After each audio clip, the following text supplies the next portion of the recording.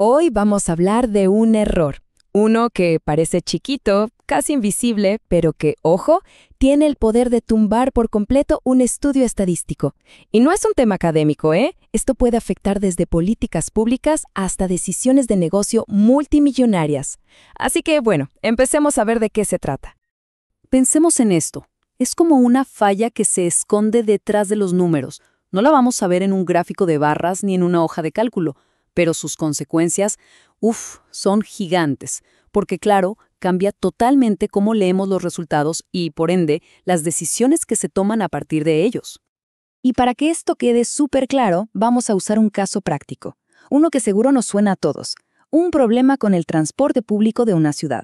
Porque, a ver, los grandes temas que la estadística intenta resolver casi nunca empiezan como una fórmula matemática, ¿no? Empiezan como un síntoma social, como ese malestar que se siente en la calle. Todo arranca con la gente, claro, con las quejas del día a día. Una persona que llega tarde al trabajo y suelta eso. Los buses van llenos, es imposible subirse. Y es una frustración real, ¿eh? Una molestia que se acumula día tras día. Y a esa voz, pues se le suma otra. Ya el problema no es solo que el bus va lleno, sino que ni siquiera llega.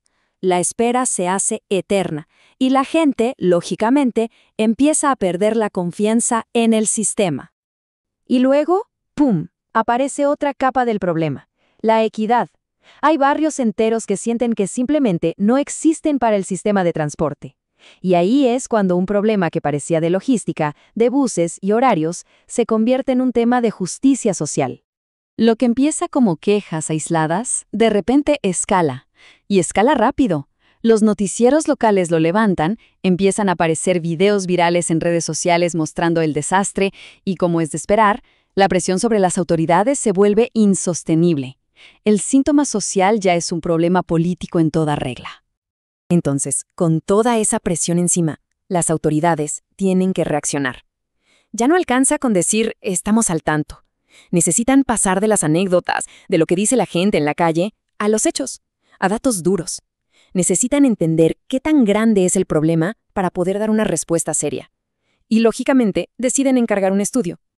Y el objetivo del estudio parece súper claro, muy directo. Medir con números cuantitativamente el nivel real de satisfacción de los usuarios del transporte. Suena sencillo, ¿no? Bueno, aquí es donde la cosa se empieza a complicar. Porque es justo acá, en el momento de pasar del papel a la realidad, de convertir ese objetivo en acción, donde se comete nuestro error invisible. Es una falla de planificación que a primera vista parece un detalle sin importancia, pero que va a contaminar absolutamente todos los resultados. ¿Y cuál es ese error fatal? La definición de la población. O sea, responder a la pregunta, ¿a quién exactamente le vamos a preguntar? Y aquí es donde la teoría choca de frente con la práctica, y el resultado de ese choque puede ser desastroso para los datos. Miren, este contraste es clave. En teoría, lo ideal sería estudiar a todos los usuarios del transporte público de la ciudad, pero claro, en la práctica eso es caro y lleva tiempo. Así que se toma un atajo. Vamos a encuestar solo a la gente que está esperando en una parada. Una sola, bien céntrica y en horario de oficina. Parece práctico, ¿verdad? Y acá viene la pregunta del millón, el centro de todo este asunto. ¿Ese grupito de gente puede de verdad representar la opinión de toda la ciudad? La respuesta, y ya la podemos adelantar, es un no, pero un no rotundo. Pensemos en toda la gente que queda afuera con esta decisión. Afuera los estudiantes, que viajan súper temprano. Afuera los trabajadores nocturnos. Afuera la gente mayor, que seguro usa el transporte en otros horarios. Y quizás lo más crítico de todo, quedan afuera los que ya se cansaron. Los que están tan hartos del servicio que directamente dejaron de usarlo. Justo sus voces, las más importantes, no se escuchan. Entonces, claro, si la base del estudio, si la gente a la que le preguntamos está mal elegida, los resultados no van a ser simplemente imprecisos, van a ser engañosos. Y tomar decisiones con números engañosos es muchas veces peor que no tener datos. Y así es como se llega a una conclusión que parece sacada de un universo paralelo. El informe final dice, con toda seguridad, la mayoría de los usuarios está satisfecha. ¡Claro que sí! Si solo le preguntaron a un grupo que, Por el simple hecho de estar ahí, en esa parada y a esa hora, es probable que sea el que menos problemas tiene.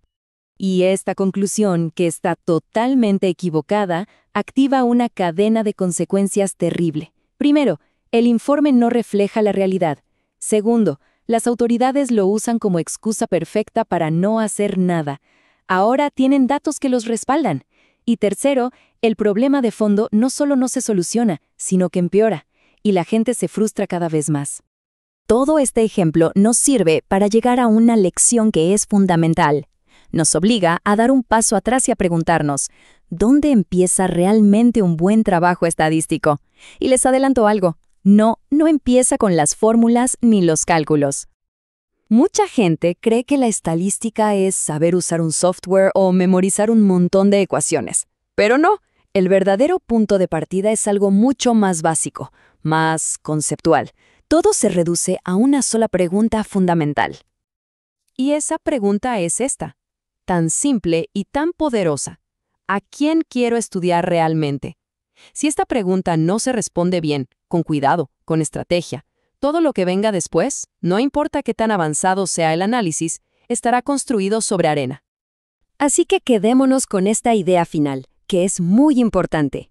La verdadera precisión de un estudio no está en la cantidad de decimales que tenga un resultado, está en la correcta definición de su población.